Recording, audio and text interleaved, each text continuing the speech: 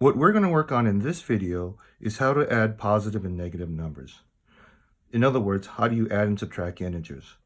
Now let's say you get a bank statement. The magic of integers is that when you have a negative number, what that does is it gives direction. If you get a bill from the bank that says negative $200, it means that your money goes to the bank. Now, if you got a statement where it says that you have $200, the money flows toward you. So what's great about integers is that not only can it define what the magnitude of a number it is, it also defines what direction the number is going. Now let's use our intuition to solve some of these integer addition and subtraction problems. If I borrow if I put $5 in the bank and I put $2 in the bank, I should have $7 in the bank. If I borrow $5 from the bank and I borrow $2, I should owe the bank $7.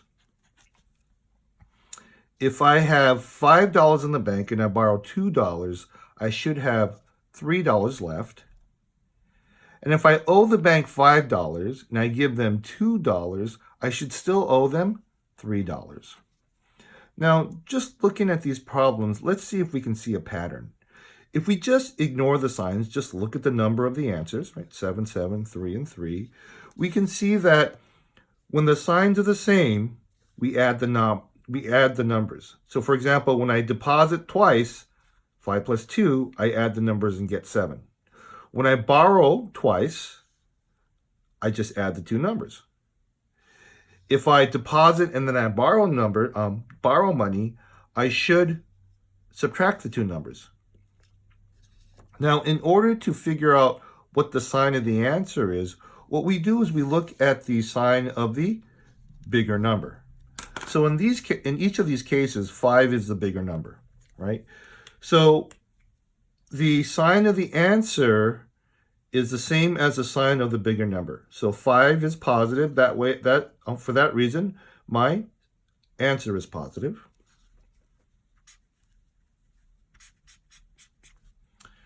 In this case, right, 5 is the bigger number, and since 5 is positive, my answer is positive. Okay. Over here, since 5 is negative, and it's the bigger number, my answer is going to be negative. And then over here, since the 5 is negative, my answer is going to be negative. So basically, we have 3 rules. When the signs of the numbers are the same, I add them. When the signs of the numbers are different, I subtract them. And the sign of the answer is the sign of the bigger number. So using the 3 rules, I've come up with an easy little algorithm. I first ask myself, are the signs the same or different?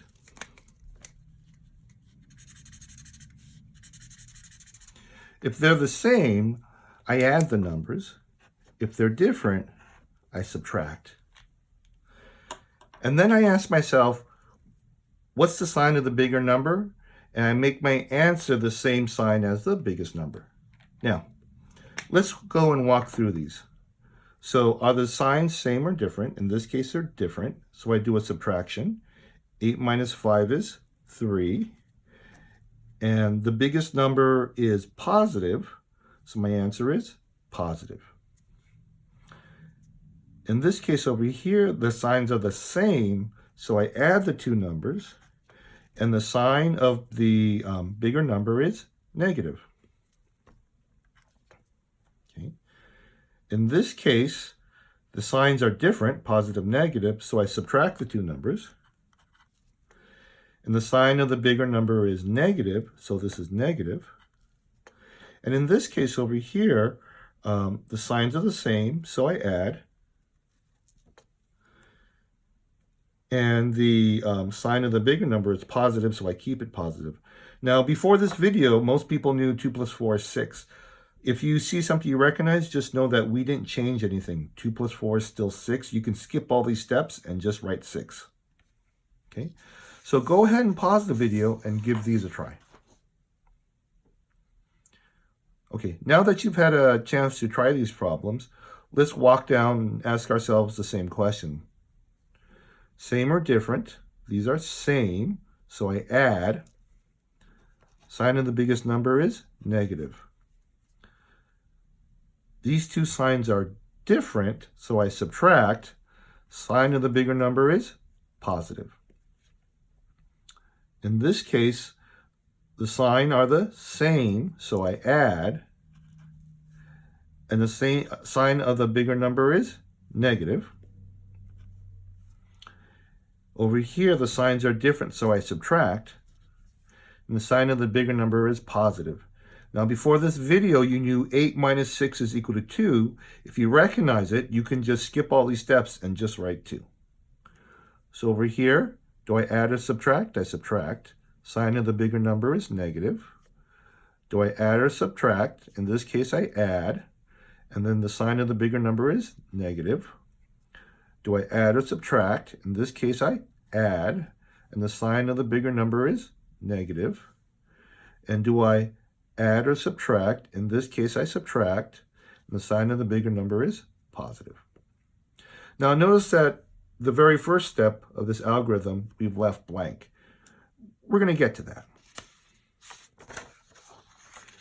So a lot of people have sort of heard the little rhyme, a positive times a positive is positive, a negative times a negative is positive, a negative times a positive is negative, and a positive times a negative is negative.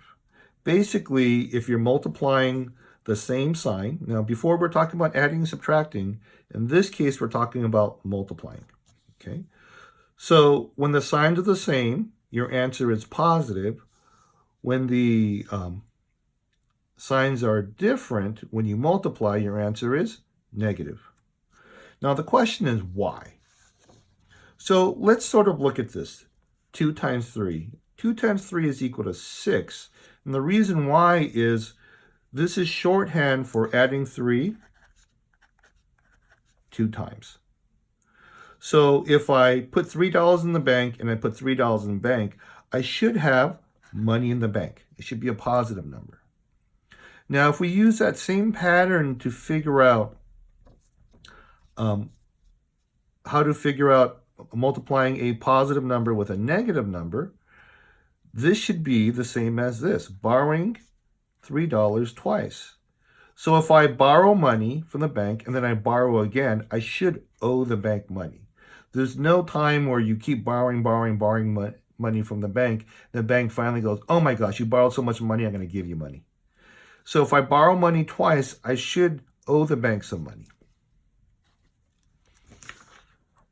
So let's just use these rules. A negative times a negative is a positive number, and a negative times a positive is a negative number. Okay? Now remember, this is multiplying integers, not adding and subtracting like we previously did. So we're going to use this idea. When I see a plus plus, I'm going to turn it into a plus. When I see a minus minus, I'm going to turn it into a plus. If I see a minus plus, I'm going to turn it into a minus, and so on. So the first step, whenever we get a problem, is that if we see a double operator, meaning a plus and a plus, or a minus and a minus, or a plus and a minus next to each other, we get rid of it. We condense it using multiplication rules. So let's say we have something like this. In between the plus and the minus is nothing, so we assume that that is a multiplication. This plus times minus, let's highlight it. This plus times minus turns into a minus. So if I were to rewrite this problem, it would look like minus 5 minus 8. Now we ask ourselves the same questions. Do we add or subtract? In this case, we add because the signs are the same. And the sign of the biggest number is negative. Okay? So let's rewrite this problem. we have a minus times a minus. And this actually is legal notation. Minus times minus is a plus.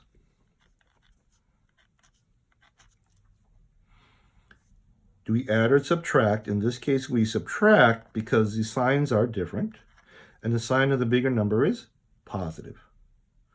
Over here, plus times minus is minus. Since the signs are the same, we add. And the sign of the bigger number is negative. Okay, so we only added this extra step that sometimes you'll have a double operator and you will just condense it into a single operator. Okay, so go ahead and pause this video and try these problems. Okay, now that you've tried these problems, let's take a look at them. This minus turns into a plus. And we don't need to follow any of these rules. We know that 2 plus 8 is 10. We know a plus times a minus turns into a minus. When my signs are the same, I just add. And the sign of the bigger number is negative. This plus times minus turns into a minus. When the signs are the same, I add. And the sign of the bigger number is negative. This minus turns into a plus. 5 plus 7 is 12. This minus times plus turns into a minus.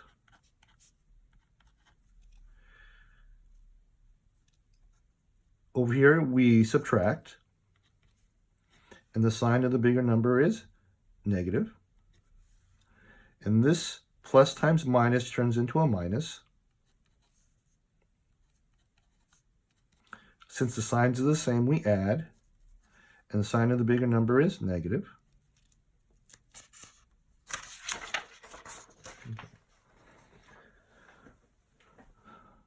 Now, the last kind of problem you might get is a whole series of additions and subtractions.